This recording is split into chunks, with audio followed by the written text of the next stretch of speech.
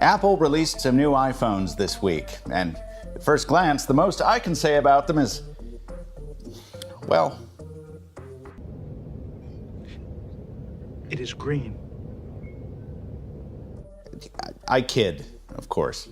The new iPhone SE, particularly if you're shopping the mid-range, is just as important as it's ever been. But it's still just another variation on something we've seen many times before. So for this month's episode of When Phones Were Fun, what better time to take a trip back to 2004, when choosing between touchscreen versus stylus, track wheel versus keypad, even slab phone versus flip phone was no choice at all.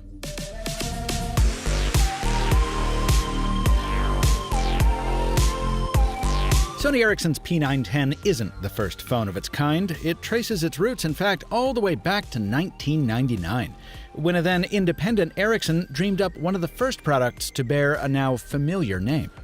We call it a smartphone. That was followed 3 years later by the P800, probably the most famous installment in this series. As the Mobile Phone Museum points out, it was the first Sony Ericsson phone to run Symbian, the operating system that would eventually, at its peak, power 2/3 of all smartphones worldwide. The P900 came next, a sleeker device so beloved that at least one tech reporter at Cult of Mac was still carrying it a decade after its release. And while the P910 I have here wasn't the last in the series, well, its successor's disappointing showing suggests that maybe it should have been. What attracted me to the P910 was the absurd degree of choice it provided to someone seeking a smartphone in 2004, which you'll start to see as we unbox this device provided by Michael Mouton. The user manual alone is bigger than most of today's phone boxes. This user manual is the size of a phone book. And underneath it sit all the reasons why. Free headphones, 2 CD-ROMs, a charger, and a charging and sync dock, bundled 32-megabyte Sony memory stick, and a spare stylus in case you lose the first one. We've lost all that over the years in the quest to eliminate e-waste and/or pad manufacturers' pockets. Now, normally I skip past this part, but I figured why not give you a little peek behind the scenes here. Getting a phone to work nearly 2 decades after its release sometimes becomes less tech task, more arts and crafts project. See, some vintage phones refuse even to boot without a SIM card installed, and since older mini and micro SIM cards were much larger than the nano SIMs of 2022, I need to use ill-fitting plastic adapters that often need tape to keep them together. This particular kludge allowed this phone to boot, but due to the ceaseless updating of wireless networks, it won't register on AT&T in my home market of Brooklyn. And even if I could make a call, I don't think modern ears would be impressed by its acoustic fidelity. So yeah, that SIM swap substitution happens on pretty much every episode of this series, but here's one thing that has never happened before: finding a phone that let you choose whether you used it with or without its flip. Oh, the keyboard. This is part of the choice that Sony Ericsson included for the launch price of £500. If you attached or detached this pair of tiny screws, yeah, you could use the keyboard or forgo it. And this wasn't the single-sided flip of the P800 and 900 with only numeric keys. No, this one flipped open to reveal a full QWERTY thumbboard on the backside. The 208x320 display reconfigures itself based on whether the flip is open or closed, detecting that state with a good old-fashioned physical pin that pushes a button hidden away inside the hinge. Now, let's not let nostalgia paint bad into good here. Like Top Gun Tom Skerritt says, I'm not going to sit here and blow sunshine up your ass, Lieutenant. the reality is this thumbboard is more like a pinky board. It's tiny, it has no backlight, it has no cursor keys, and typing on it while holding the phone feels even more awkward than it looks. It's easy to see why the later P990 moved the keyboard onto the main body. But I still like it because it makes some use out of the space that was wasted on earlier phones.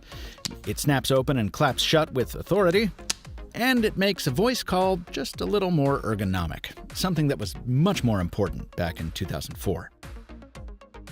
Mostly I like the keyboard because I've never been a fan of that other input method.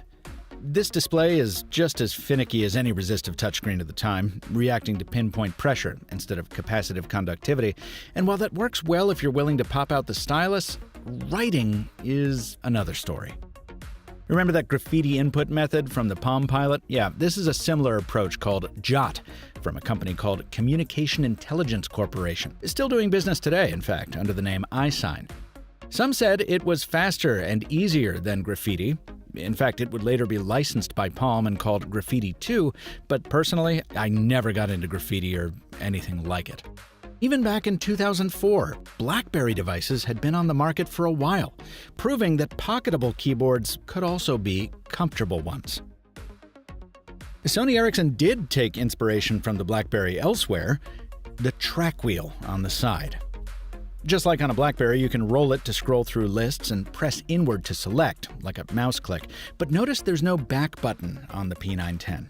That's because you can also click the dial on its Z-axis, which means you can go back by pressing down or away from you, or call up a menu by pulling it toward you. It's a really clever take on what was by now a proven input method, and it makes one-handed use much easier. I've never encountered it on any other phone.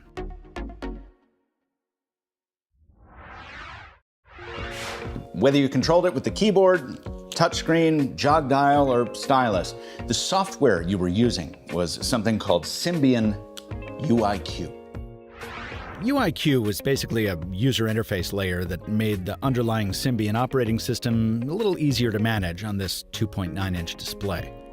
Now, I can't give you a Symbian lesson. The many developments that led to its rise and fall form a Byzantine history that's frankly best left to someone who actually carried these phones at the time. Here in the US, you were far more likely to see and use Palm OS, Sidekick, or Windows Mobile devices, and UIQ bears little resemblance to any of those. I mean, there's no home key. There's rarely a back button. The home screen is sometimes your launch pad, and sometimes it's hidden away in a pop-up menu. The camera, or communicorder, in just the perfect example of labored mid-aughts portmanteaus, uses a red recorder icon for both stills and video, which is confusing. And don't even think about trying inertial scrolling on the touchscreen. Yeah, we were still 3 years away from that. Combine that with no small amount of bugs, at least on my unit here, and some puzzling hardware decisions, and it's easy to see why some reviewers at the time were a little underwhelmed. There was no Wi-Fi, and that was becoming a thing. The phone had GPRS data only, instead of the newer Edge capability that had started its rollout the previous year. And that camera was the same 0.3 megapixel unit from the P900. The camera Mobile Gazette branded as almost unusably bad. God, it's incredible to think how fast things were moving at this point. Less than 2 years later, Sony Ericsson would give us the K800i with a 3-megapixel camera, and a year after that, in 2007, Nokia would launch the N95, each of which presaged the eventual end of point-and-shoots. So yeah, I don't mean to beat up on the P910 or on its particular flavor of Symbian. For the time, it could do incredible things. Trade phone book contacts over infrared or Bluetooth, move Fall Out Boy or 50 Cent albums using memory stick, and run third-party programs years before we started calling them apps. There's one particular review from the period that I think is a good place to close us out. Martin Bailey wrote at the time that the P910 packs the maximum amount of functionality into the smallest available form factor, that it's still the Swiss Army knife of phones, and that it can sometimes replace the need for a laptop. Yep. 18 years ago, some of us were already speculating about the handhelds that would help us kill off the laptop. Often in the same hopeful tone I use today when I talk about Samsung DeX or foldable phones. After all, the smartphone killed the PDA, it killed the iPod, it's nearly killed the point-and-shoot. Why shouldn't it vanquish the laptop?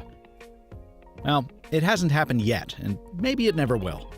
But products like the Sony Ericsson P910 were among the first to try to be something, if not everything, for everyone.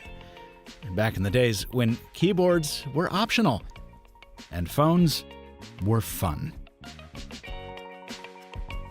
This video was produced with the help of a Sony Ericsson P910i purchased by Mr. Mobile. And as always, neither Sony nor Ericsson nor any other manufacturer was given an early preview, copy approval, or any editorial input into this content. Special thanks to the Mobile Phone Museum, linked in the description, and to Michael Mouton for the device. Share your own memories of the P910 or devices like it in the comments. Until next time, I'm Michael Fisher. Thanks for watching. And stay mobile, my friends.